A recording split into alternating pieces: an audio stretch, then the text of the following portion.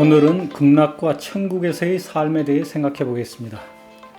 많은 사람들이 천국에서는 영원히 행복하다고 말합니다. 그런데 행복이란 무엇일까요? 어떤 사람들은 새로운 것을 발명하거나 어려운 일을 성취했을 때 행복을 느낍니다.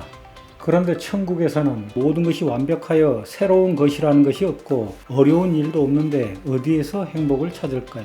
왕자와 제비는 가난한 엄마와 아픈 아기 그리고 가난한 사람들을 도와준 후 행복을 느끼며 죽습니다.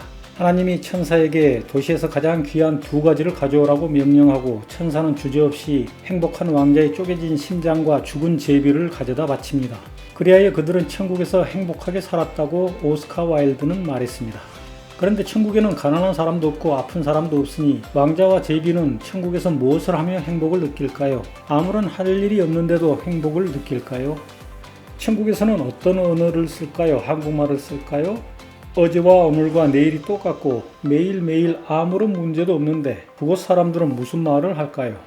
누군가가 말했습니다. 천국에는 모든 것이 완벽하여 노동, 슬픔, 괴로움, 질투, 스트레스, 생로병사가 없고 오직 행복만 있다고. 행복 이외에는 아무런 느낌과 감정이 없다면 생각도 없겠고 말도 필요 없겠지요. 이슬람 테러리스트들은 죽으면 천국에서 처녀 72명을 선물로 받는다고 합니다. 천국에서도 성욕을 느낄까요? 섹스를 할 수 있나요? 오르가즘을 느끼나요? 임신도 하고 출산도 하나요? 천국에서도 짝이 있나요? 만약 천국에서는 성욕이 없고 발기가 안 되어 섹스를 하지 않는다면 짝은 있어서 뭐하고 선녀 72명을 선물로 받아서 뭐하나요? 차탈의 부인을 사랑해 이런 문장이 나옵니다. 그거 재미있는 생각인데 찰리, 섹스란 그저 다른 형태의 대화이고 말하는 대신 행동으로 하는 거란 말이군. 그러긴 해. 날씨에 관해 얘기하는 것과 마찬가지로 여자와 여러가지 감각이나 감성을 교환하는 것도 좋겠지. 섹스란 남녀 간의 정상적인 육체적 대화 같은 것일지도 모르지. 죽은 후에도 느낌과 감정이 있을까요? 맛을 느끼고 아름다움과 추함을 느끼고 사랑과 미움과 질투를 느끼고 쾌락과 고통을 느낄까요? 천국에서도 배고픔을 느끼고 식욕이 있을까요? 만약 배고픔을 느끼지 않고 먹고 싶다는 욕망도 없다면 맛있는 음식이 무슨 소용이 있을까요? 만약 아무리 많이 먹어도 배탈이 나지 않는다면 똥오줌은 싸나요? 똥오줌이 더럽다는 느낌은 있을까요? 똥오줌은 누가 어디로 치울까요? 천국에서도 식물과 동물을 죽여 음식을 만들까요? 동물들은 교미를 하고 새끼를 낳고 새끼가 자라서 늙어갈까요? 천국에서도 잠을 잘까요? 자고 싶다는 수면욕은 있을까요? 자지 않아도 괴롭거나 병들지 않겠지요?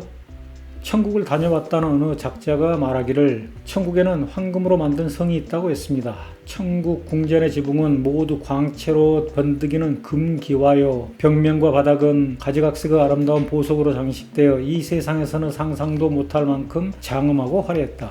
궁전 내부는 가히 낙원이라 할 수 있는 정원이 끝없이 펼쳐져 백화가 만발하고 꽃과 과일 나무들이 어우러져 있었다. 천사들이 사는 주택에 들어가 보니 식당에는 금은으로 장식된 테이블이 있고 그 위에는 진귀한 각종 과일이 진열되어 있었다.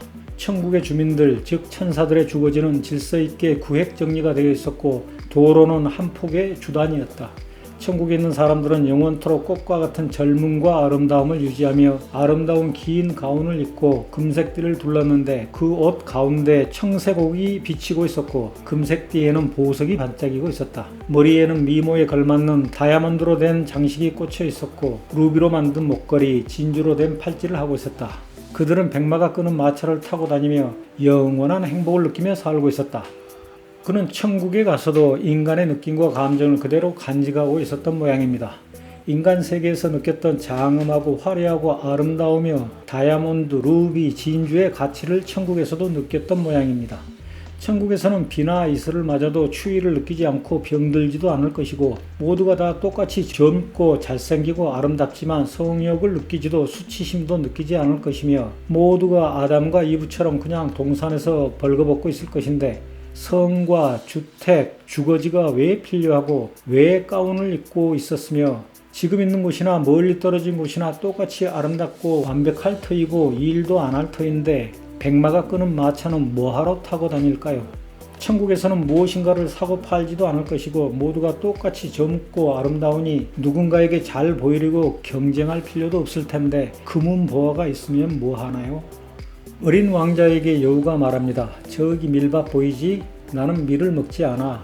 그러니까 밀은 나에게 필요 없는 식물이야. 천국에서는 성이나 주택, 옷, 도로, 마차, 금은, 보화가 필요 없을 거라고 나는 생각합니다. Would you know my name if I saw you in heaven? Would it be the same if I saw you in heaven? 천국에서는 영원토록 꽃과 같은 젊음과 아름다움을 간직하며 산다고 했습니다. 태어나자마자 죽은 아이가 천국에서는 젊은이의 모습이라면 엄마가 어떻게 알아볼까요? 혹시 천국에서는 모든 인간들이 키도 똑같고 얼굴도 똑같고 젖가슴 크기도 똑같지 않을까요?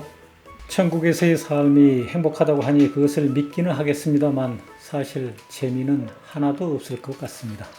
천국과 지옥을 창조한 것은 선한 인간 사회를 목표로 신이 만들어낸 당근과 채찍 전략이라고 나는 생각합니다. 그런데 그것이 살아있을 때의 당근이나 채찍이 아니라 죽고 나서의 일이라서 신의 전략이 잘 먹혀 들어가지 않는 인간들이 있습니다. 아니, 아주 많습니다. 이무영 작가의 표현을 들어보겠습니다. 일생에 그는 많은 사람으로 괴로움을 받아오고 있었다. 대부분이 터무니없는 오해였다. 그렇듯 그를 괴롭힌 사람의 거의 대부분이 우연히도 교인이었던 것이 훈에게는 불행이었다. 교인에게 비율로 보아서 옳지 않은 사람이 많은 것은 무슨 까닭일까? 훈이 아내를 불렀다. 그가 교인이 아니면서도 악할 줄 모르는 까닭을 이제야 깨우쳤다는 것이었다. 그것은 종교란 모두가 후세를 낙원시한 때문일 것이요. 불교도 사후의 극락, 예수교도 사후의 천당이 아니요. 그러나 우리 무종교 도당은 사후보다도 인생에서 그 악에 대한 재앙을 받는다는 수천 년의 신앙 때문에 생전에 선해질 수 있는 것이 아닐까. 못된 짓을 하면 벼락을 맞는다든가. 500년 전 에라스무스의 말입니다. 어리석음을 부여잡고 깨닫지 못한 채 잘못 알고 속으며 무지 가운데 살아가는 것. 어리석음 가운데 가장 뛰어난 어리석음은 사실 광기에 가까우며 차라리 광기 그 자체입니다. 사실 정신머리가 어수선한 것과 미친 것을 어찌 다르다 하겠습니까? 감사합니다.